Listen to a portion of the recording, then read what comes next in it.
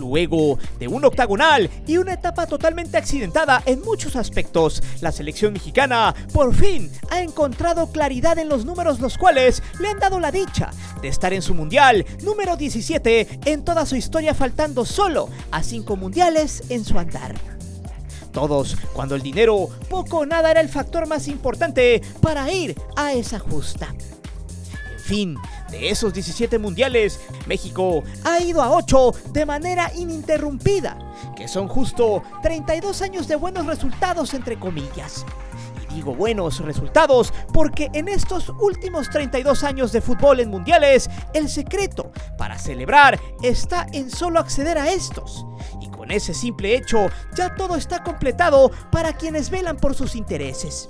Importa poco o nada seguir navegando más allá en ese tipo de competición, porque por el simple hecho de estar ya se garantiza una fuerte suma de verdes en las arcas de la federación. No importa cómo se llegue ni el fútbol que se despliegue, lo más importante es llegar, haya sido, como lo dijera una célebre frase de un político mexicano hace ya algunos ayeres.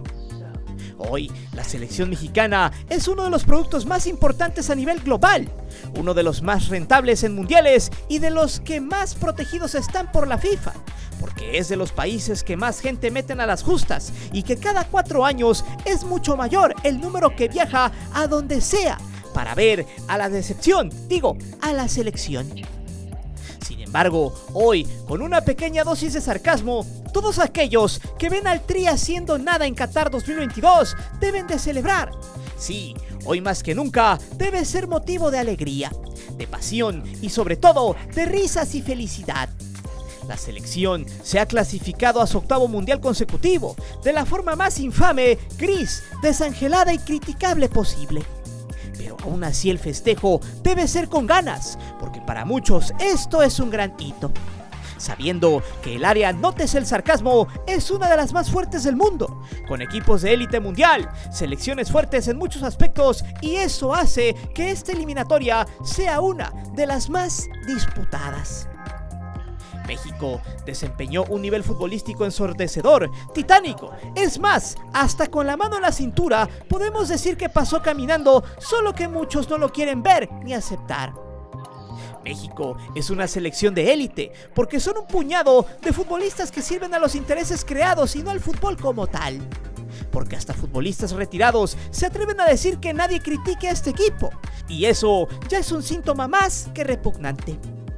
Ojo, porque hoy navegaremos entre el sarcasmo y la realidad, entre la lógica y la amargura, de una selección mexicana desangelada, pero con objetivos, sin fútbol, pero con mucho dinero, y con una alta dosis de porrismo por parte de la televisión, los súbditos de esta, y sobre todo, de una conformidad súbita que existe en todos los jugadores que portan por necesidad económica una playera que está totalmente manchada en varios aspectos.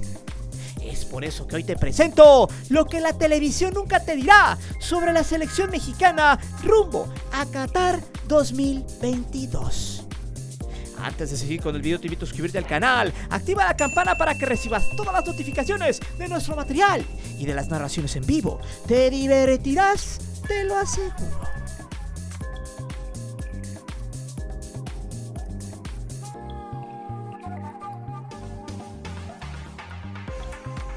Los argumentos más triviales que he leído y escuchado por ahí cuando se critica la selección y su pase al mundial se reducen solo a unas cuantas frases iguales o similares a las siguientes. Criticas a la selección, pero también comes de ella. Criticas a la selección, pero bien que estás pegado a la ubre. Eres un antimexicano, eres un malinchista. Un mexicano es el enemigo de otro mexicano. Y frases muy similares, huecas y sin argumentos, con un contexto más o menos similar, es el que se logra observar en algunos comentarios del canal. Es bueno saber que no siempre, porque para gracia de todos, los que coinciden por ellas son minoría. Lo interesante de todo esto es que hay aficionados a la selección mexicana un tanto limitados con respecto a las críticas e investigaciones que se dan en este espacio. Debo decirlo, para poder dejar en claro algunos puntos importantes. De entrada, la selección mexicana es un producto altamente explotable, como lo dice precisamente el título de este tema, por muchas situaciones que en anteriores videos hemos mencionado.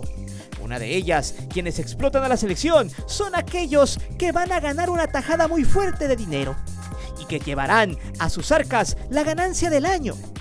Ahí es donde viene la confusión de todos estos entes que malamente se molestan cuando se evidencian los malos manejos, negocios turbios y el cinismo de algunos futbolistas que vienen al Tri por el dedazo y porque son parte de las famosas vacas sagradas.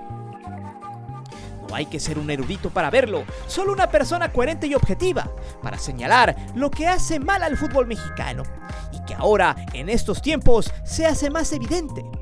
También está demostrado que quienes están sobre la línea de defensa de cualquier cosa del Tri es porque recibirán o buscan recibir alguna dádiva. Y eso va desde boletitos para ir a ver los juegos, viajes o hasta dinero como pago por sus servicios de palerismo. Repito, no hay que ser un erudito para saber que con dinero baila el perro, como bien lo dice el dicho. Pero esos son solo casos extras, de comentócratas de poca monta, de personajes maiciados por la gente que controla el Tri, como patrocinadores o el mismo departamento de comunicación. Porque quienes ven los negocios grandes frente a sus ojos son los que controlan. Ellos son los verdaderos responsables de que el fútbol mexicano vaya a una ruta sin un destino fijo que sea favorable dentro de los próximos 4 a 8 años. Es muy evidente que quien no tenga ningún compromiso por recibir este tipo de dádivas será para ellos un resentido, un crítico sin fundamentos entre comillas. Por eso, de ahí vienen ese tipo de comentarios y respuestas triviales de quienes siguen por una línea oficialista si hablamos de selección mexicana. El problema es que este tipo de personajes carecen de argumentos sólidos como para ejercer un debate. De ahí parte también lo que dijo Oribe Peralta en redes sociales, luego de que las miles de críticas se manifestaron en esos lares hacia el Tri por su paupérrima victoria en Honduras, que fuera motivo de celebración para quienes traen los pompones en las manos, esos que siempre bailan al son que les toquen. De eso hablaremos más adelante. Pero en realidad, pregunto, ¿quiénes son los que realmente están celebrando este pase de México a Qatar 2022? Muy sencillo, los dueños del balón, esos personajes indeseables pero necesarios que tienen en su poder a los clubes mexicanos. Y también los patrocinadores, porque sin ellos los clubes no tendrían llenas sus arcas y por ende no habría inversiones. Por años, estos han tratado de manejar un solo argumento para que la afición siga con la venda en los ojos. Primero, nadie debe cuestionar al Tri, porque es el equipo de todos, porque representa a todos los mexicanos y los 11 hombres que están en la cancha son hijos de la tierra azteca. Por ende, uno como aficionado debe acatar esas leyes que nadie escribió, pero que se deben creer porque así la TV por muchos años hizo creer a muchos manipulando ese sentido de pertenencia del aficionado mexicano hasta llegar al punto que, cuando se tiene una opinión sobre la selección mexicana, estos hablen en plural como si ellos también jugaran, como si Juan, Pablo, Martín, Fulanito, Sultanito y Perenganito accedieran al Mundial. Como por ejemplo, opiniones como esta: nos vamos al Mundial, jugamos como nunca, pero perdimos como siempre. No sé a qué vamos al Mundial si no juegan a nada. Y muchas otras frases que fueron implantadas como un chip, sabiendo que uno como aficionado en sí no va al Mundial. Van ellos, jugadores, cuerpo técnico, televisoras, patrocinadores. Ellos juegan, ellos van. Incluso hasta los mismos comentócratas tradicionales se benefician con esta estela de ganancias al ir completamente gratis a los eventos mundialistas. Mucha afición aún no entiende que son frases creadas, que solo están en la imaginación de un colectivo que transcribe su pasión a una ilusión ajena. Es triste pero cierto, la realidad dicta otra cosa. Quienes se benefician del Tri no son los aficionados, tampoco los que señalan sus virtudes y desaciertos. Los que se llevan el negocio son primero los dueños, los patrocinadores, las televisoras y sus comentócratas. Y más abajo, los súbditos de todos estos y nada más. Lo Lo único que gana el aficionado es una idea errónea de ser parte de la gloria de todos estos, confundiendo su pasión y nacionalismo arraigado hacia un equipo que viste de verde, manipulado por muchas empresas que solo lo que buscan es poder y dinero.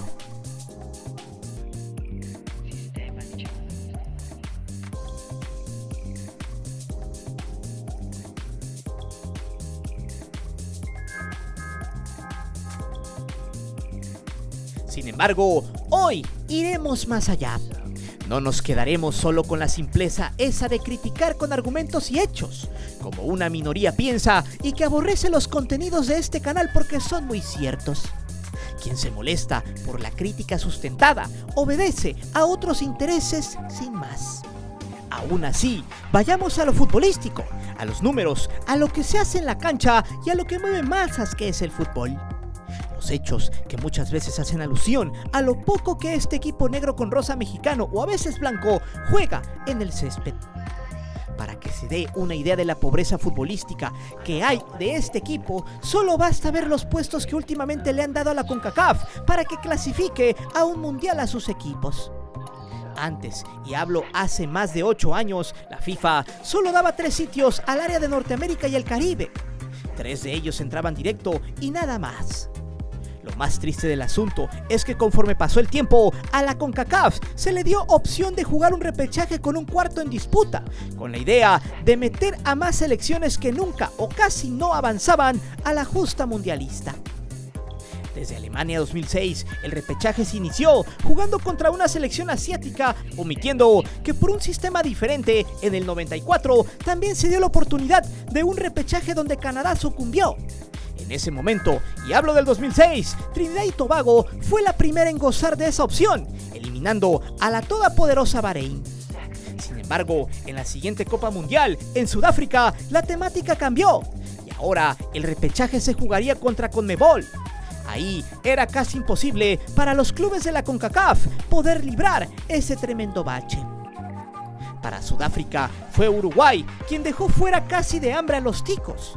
Luego, en el siguiente mundial, fue México quien tuvo la desdicha de ser el peor clasificado del área, quien tuvo que medirse ahora contra el representante de Oceanía, Nueva Zelanda, a quien goleó 9-3, avanzando sin problemas a la justa. Para el mundial ruso, le tocaba a Honduras medirse ante los australianos, representantes de la AFC. Estos no tuvieron suerte, pues cayeron 3-1 en el global. Con esta pequeña reseña de lo que ha sido realmente el área en los últimos años, entonces la pregunta que se viene a la mente es: ¿realmente con estas complacencias y con el fútbol poco desarrollado en el área, se necesita exigirle más a la selección mexicana si hablamos de lo hecho en cancha? Seguro que sí. Para muchos, el área de CONCACAF no es muy competitiva. Y eso es la base de todo esto. Pues realmente nace otra pregunta interesante. ¿México ha bajado de nivel o las otras selecciones han incrementado su nivel futbolístico en los últimos años? Pues bueno, basta ver primero cómo ha ido evolucionando el fútbol mexicano, el cual, por pleno nacionalismo, muchos defienden a pesar de que estén conscientes que realmente no se juega a nada, mientras otras selecciones, como en este caso Estados Unidos, mal que bien, ha cambiado su proceso de selección de jugadores en su conjunto y en su liga. La exportación de nuevos talentos y la inversión en la cancha han sido la punta de lanza, al menos en los últimos 4 años. Recordando que esta selección se ausentó en Rusia 2018, ya que en ese entonces le había apostado a conservar a sus vacas sagradas, las cuales no funcionaron en el eliminatorio. Pero, ¿qué pasó después? Estados Unidos aprendió de sus errores y logró establecer una nueva retórica a la hora de actuar en este deporte. Reivindicar su misión y, sobre todo, ejecutar los cambios en la captación de talento a tal grado de que muchos de sus jugadores han salido a Europa, algunos a equipos fuertes en el orbe. Por eso ahora seguramente estarán en Qatar 2022, siendo su nivel futbolístico mucho mejor que hace 4 años. Pero la pregunta que nace de todo esto es: ¿qué es lo que ha hecho o hace México hasta ahora? Simplemente más de lo mismo. Lo importante del eliminatorio es solo clasificar. La filosofía es completamente diferente a lo hecho por las barras y las estrellas en los últimos 4 años. O mejor mejor dicho, sigue siendo la misma que los últimos 12 años de manera cínica. Primero estará, siempre será el negocio, a como dé lugar. Bajo este lineamiento, dentro de todo este aparato mediático llamado tricolor, hay varios personajes que obedecen a muchos intereses. Las ganancias y los números los veremos más adelante en la segunda entrega, no coman ansias. Siguiendo con el plano futbolístico, México, a lo largo de la historia de los hexagonales, no ha sido el gigante que siempre nos han querido vender. En materia de resultados, el Tri siempre ha pasado al Mundial con muchos problemas, aunque hay excepciones. Si nos remontamos a las eliminatorias de Estados Unidos 94, habrá que recordar ese partido en Edmonton, donde el gol agónico del Abuelo Cruz bastó para que México se clasificara al Mundial de manera directa, evitando así el repechaje contra los australianos. Desde ese entonces, el regreso de una selección que había sido satanizada por el tema de los cachirules del 90 era una completa realidad, que se levantaba de un abismo. Una selección armada por Menotti desde abajo y priorizando el tema futbolístico, con un Mejía Barón que tenía la encomienda de la televisora de hacer el mejor de los papeles. Desde ahí, el tan mentado equipo de todos, según el ya casi jubilado Perro Bermúdez, empezó a vender como un ente patriótico que paralizaba al país. En el eliminatorio de Francia 98, ya con una televisión manejando los hilos de este negocio, México arrastraba esa pequeña estela de gloria de aquel Tri de Bora, quien salió por la puerta de atrás luego de hacer un gran papel futbolístico en la Copa América del 97. México pasó caminando, siendo el rey del empate, pero sumando y terminando invicto en el primer hexagonal, siendo líder con 18 puntos, uno por delante de Estados Unidos. Aún se conservaba por completo la esencia del Tri. Si bien había negocio, lo futbolístico sustentaba esa parte que a la postre, años adelante, sería una terrible desdicha. Los problemas de México en la cancha, por todas las prioridades no futbolísticas que padece hasta ahora, arrancarían rumbo a la Copa del Mundo de Corea-Japón. Ahí saldrían los primeros signos de mediocridad y malas gestiones. Tener dos técnicos en el proceso fue el primer paso. El México de Ojitos Meza terminó mordiendo el polvo en la primera ronda del hexagonal. Luego, Javier Aguirre llevaría de milagro a este equipo al Mundial Asiático en segundo sitio con 17 puntos y con la segunda mejor ofensiva de 16 tantos. Para Alemania 2006, quizá el proceso más tranquilo y relajado que este equipo llevó en décadas.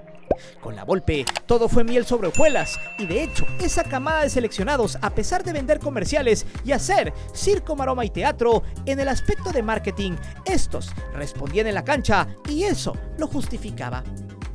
México fue líder en la fase de grupos donde sumó 18 puntos, ganó sus 6 encuentros y se clasificó al hexagonal. Hay que tomar en cuenta que esta eliminatoria fue larga y no como la de ahora, que solo pasan directo a algunas selecciones con mayor caché, ya que no se eliminan previamente. Luego, en el hexagonal, se clasificó primero de grupo, empatado con Estados Unidos en 22 unidades, pero con una mejor diferencia de goles. En esa eliminatoria, Jared Borghetti fue el líder de goleo con 14 dianas. Más abajo, en tercer sitio, un gol por debajo del trinitario Stern John, estuvo Jaime Lozano con 11. En el Mundial alemán, esta selección dejaría uno de los mejores sabores de boca al aficionado tras caer en octavos de final con la cara al sol ante Argentina. Después de esa justa, México se vino en picada. En el clasificatorio rumbo a Sudáfrica 2010, de nueva cuenta Aguirre fue el bombero de este equipo. Vino de atrás y se coló en segundo lugar con 19 unidades, una por debajo de Estados Unidos, quien tuvo 20, recordando que México hasta la jornada 6 estuvo en la zona de repechaje. Luego, por si fuera poco, 4 años más tarde pasaría casi lo mismo, solo que en esta ocasión México caía más bajo y se fue hasta la reclasificación. Brasil 14 parecía que se sumaba, pero al final, y luego de tener 3 técnicos diferentes, la llegada de Miguel Herrera le dio a la televisión y al negocio un script que ni ellos mismos se les hubiera ocurrido. Fue el mundial en el que México vendió más con respecto a los anteriores. La figura de Miguel y Paco Memo era fantástica. Un producto de televisión, más una serie de jugadores que habían brillado en anteriores camadas, eran las armas más fuertes y endebles para avanzar en un mundial. Sin embargo, el famoso no era penal retumbó en todo México y más allá de sus fronteras. La televisión había generado un arraigo en el mexicano de Estados Unidos y había encontrado un mercado imprescindible para ver un negocio a futuro, el cual capitalizaría años más tarde. Por último, el Mundial de Rusia, donde México volvió a reivindicarse un poco, fue líder de la cuarta ronda de grupos. Hizo 16 puntos ganando 5 y empatando 1. Luego fue líder del hexagonal final. Sin problemas, quedó en solitario con 21 unidades, 5 por delante de Costa Rica, con un equipo multifacético y varios futbolistas fuera de casa, echando mano de lo mejor que tenía en ese momento, pero sabiendo que ya no había un cambio generacional y que todavía se encomendaban a los que aspiraban a ser vacas sagradas. Al final de cuentas y de todo este recuento, México, siempre en mundiales, terminó llegando al mismo sitio, repitiendo los mismos métodos decepcionantes una y otra vez.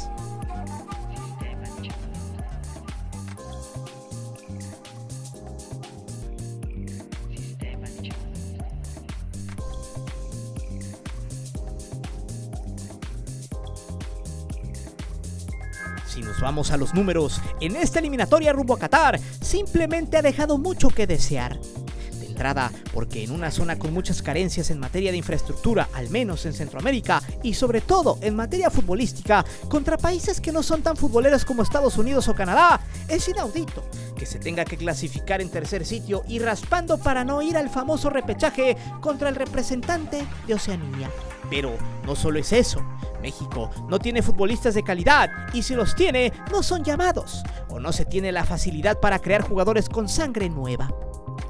El tema es la involución del fútbol mexicano. Es cierto, México tiene 25 puntos, pero recordemos que es un octagonal, por lo que hasta ahora, de 39 unidades disputadas, solo ha ganado 25, o sea, el 64% de los puntos en disputa, restando los últimos 3 que faltan, con el plantel que quiere vender y que ni siquiera 3/4 partes de puntos pudo cosechar. Aún así, si llegase a ganar, sumaría 28 de 42 para un total de 66%. Pero, ¿a qué se debe esto? Muy sencillo, el fútbol mexicano no ha avanzado como tal, se ha rezagado y también ha dado pinceladas de retroceso. En la cancha se sigue mostrando las mismas deficiencias en defensa y ofensiva. Para muestra, la cosecha de goles en esta ocasión ha sido la más paupérrima en años. A duras penas han metido 15 goles y han recibido 8, con una diferencia de más 7. Si la comparamos con la eliminatoria de Rusia 2018, apuntando que en ese entonces solo fueron 10 partidos, o sea, 30 puntos en disputa, tendremos que México sacó 21 puntos de 30, que vienen siendo el 70% de los puntos disputados. Pero con una diferencia de goles similar, una producción mala de 16 tantos por 7 recibidos con una diferencia de más 9. Pero ojo, es un hexagonal.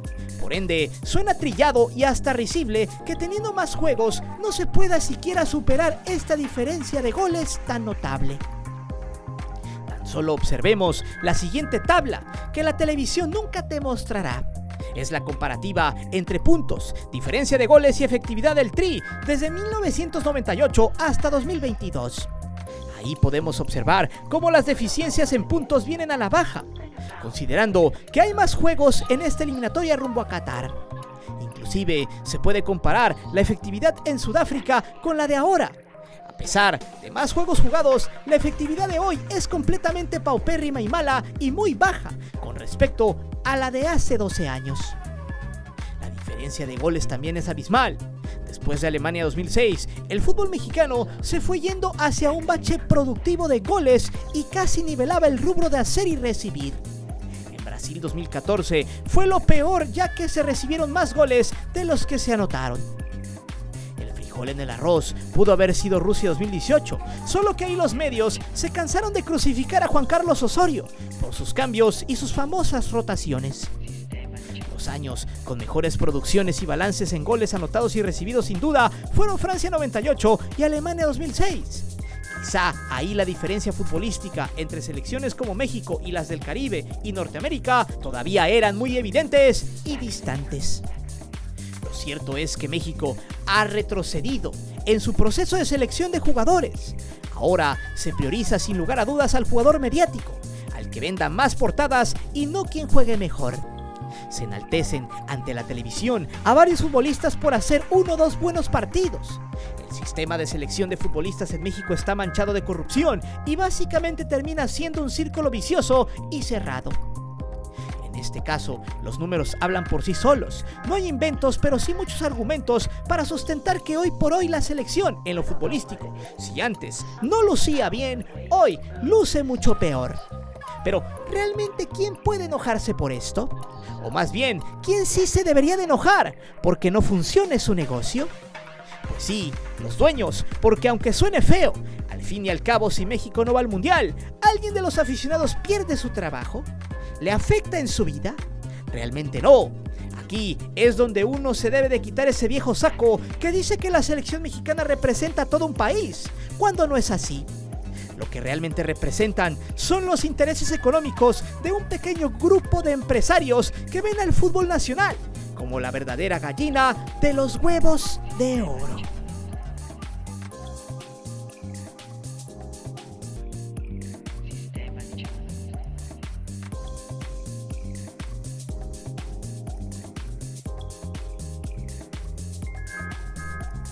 Antes que nada, debo dejar en claro que este video tiene secuela que subiremos mañana.